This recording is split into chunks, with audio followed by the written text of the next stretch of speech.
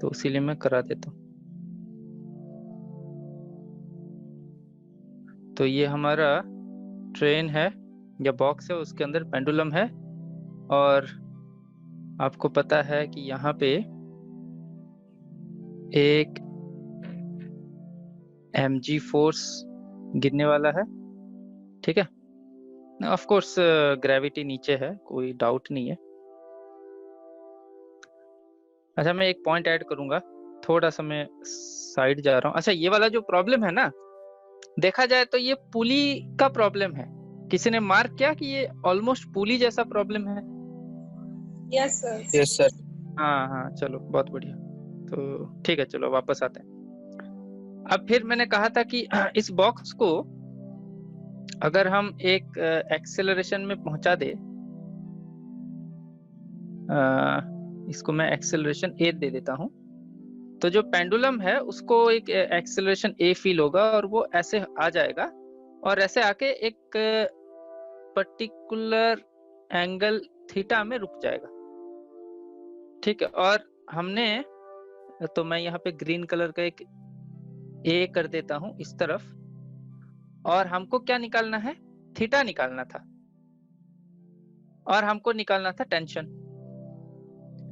तो बहुत सारे बुक में क्या करते हैं, all of a sudden tension, इसी प्रॉब्लम के लिए ये लोग क्या करते हैं, टेंशन को दो कंपोनेंट में तोड़ देते हैं। तो ये कहते हैं कि देखो भाई, एक टेंशन का कंपोनेंट इस तरफ होगा, एक टेंशन का कंपोनेंट इस तरफ होगा। अब इक्विलिब्रियम है, तो इक्विलिब्रियम, अभी ये नया इक्विलिब्रियम है, तो नया इक्विलिब्रियम में मास तो हमेशा नीचे एक्ट करेगा विदाउट एनी डाउट, ठीक है। मास हमेशा नीचे ही एक्ट करता है, आप कंपोनेंट में तोड़ोगे वो आपका प्रॉब्लम है, मास हमेशा नीचे एक्ट करेगा। तो कंपोनेंट के हिसाब से ये तुम्हारा हो जाता है टी, ये वाला थीटा आ गया था, तो ये टी साइन थीटा, और ये ऊपर का हो गया था टी कॉस थीटा। और हमने कैसे सॉल्व किया था, मैंने कहा था कि टी कॉस थीटा को mg के साथ रिलेट कर दो। तो पहली बार आप कुछ ऐसा देख रहे हो कि एक टी जो कि एक फोर्स है, mg divided by cos theta है, जो कि बहुत अजीब है।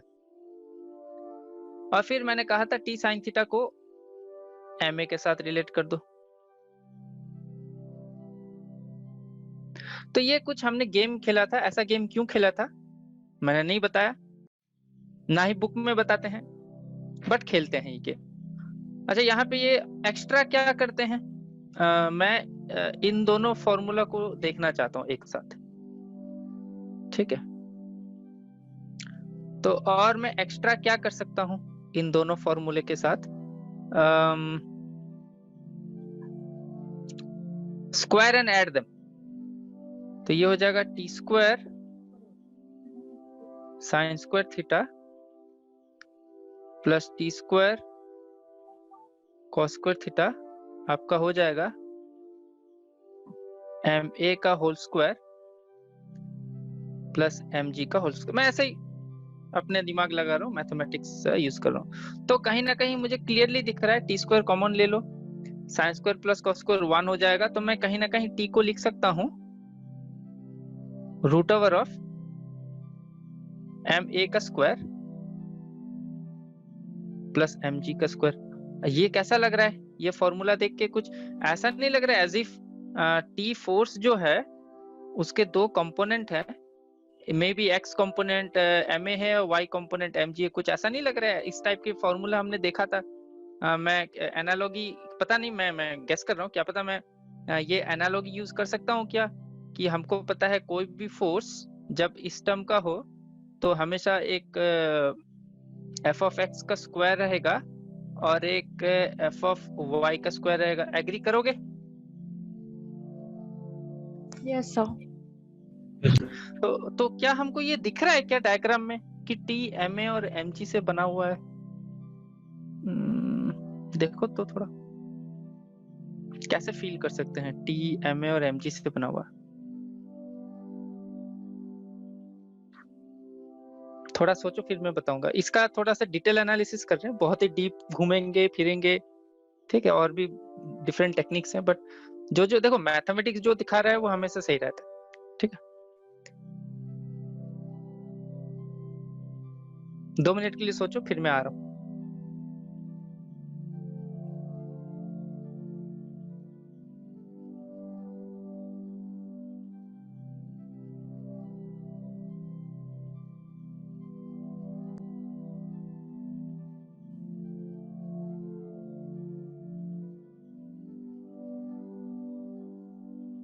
ये शायद अच्छा, ये सिद्धांत एब्सेंट है क्या? सिद्धांत ने थोड़ा सा एक यहाँ पे एक चीज ऐड किया था, वहीं पे हम पहुंच रहे हैं एक्चुअली।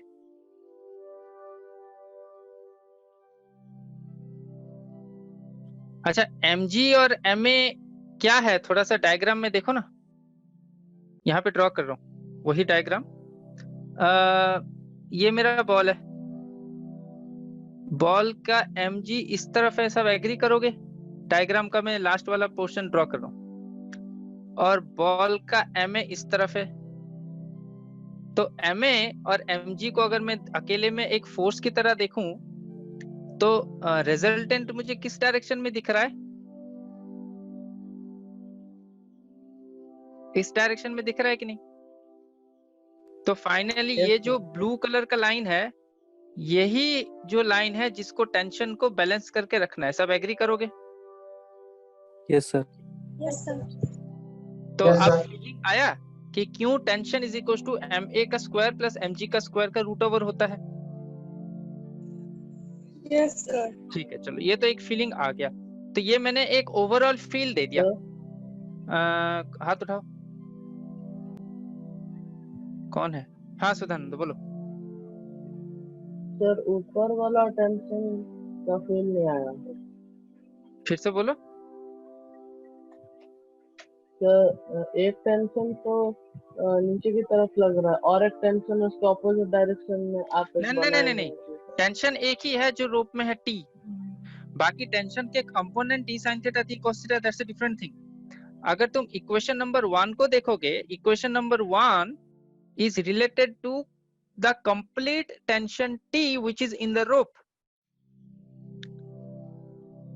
और वो tension T which is in the rope ma और mg से रिलेटेड है। कैसे रिलेटेड है? क्योंकि मैंने यहाँ पे डायग्राम में शो किया कि देखो मैथमेटिक्स तो बोल रहा है कि ma और mg 90 डिग्री में है, ठीक है, मैथमेटिक्स बोल। अब मैं एक्चुअली डायग्राम में देख रहा हूँ कि मैथमेटिक्स जो बोले सही है क्या, और मैं देख रहा हूँ हाँ ma और mg 90 डिग्री में है। मैंने उनका रिजल्टेंट देखा और मेरे दिमाग में अरे यार ये ma और mg का जो रिजल्टेंट है ये तो एग्जैक्टली टेंशन का ऑपोजिट है। इसका मतलब कहीं ना कहीं जो टेंशन वायर में है वो ma और mg का जो रिजल्टेंट फोर्स है उसको बैलेंस कर रहा है। सुधानंद समझ में आया? Yes sir. पॉइंट क्लियर हुआ? पूरा 100% फील हुआ ना टेंशन? यस सर पूरा। ठीक है, ये एक फीलिंग मैंने आपको दिया। अब आप मुझे पूछोगे सर आप T cos theta is equal to mg का फीलिंग दीजिए। इसका फीलिंग मैं भी सेपरेटली दूंगा।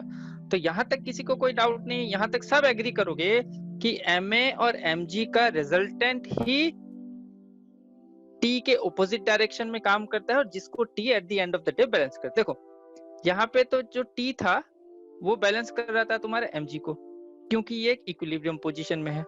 और यहाँ पे जो T है वो बैलेंस कर रहा है, तो ये ग्रीन वाला क्या है? ये ma ही है। वो बैलेंस कर रहा है एग्जैक्टली इसके ऑपोजिट डायरेक्शन में जो रिजल्टेंट फोर्स है उसको बैलेंस कर रहा है। यहाँ तक तो हम पहुंच गए। बट अब फिर एक और तरीके से मैं देखना चाहता हूँ इसको। तो मेरे पास अभी एक दूसरा पॉइंट ऑफ व्यू है, तो इसको समझ लीजिए आप। पहला पॉइंट ऑफ व्यू है, ठीक है। अब हम दूसरा पॉइंट ऑफ व्यू में जाए। तो पहले पॉइंट ऑफ व्यू में किसी को कोई डाउट नहीं है ना?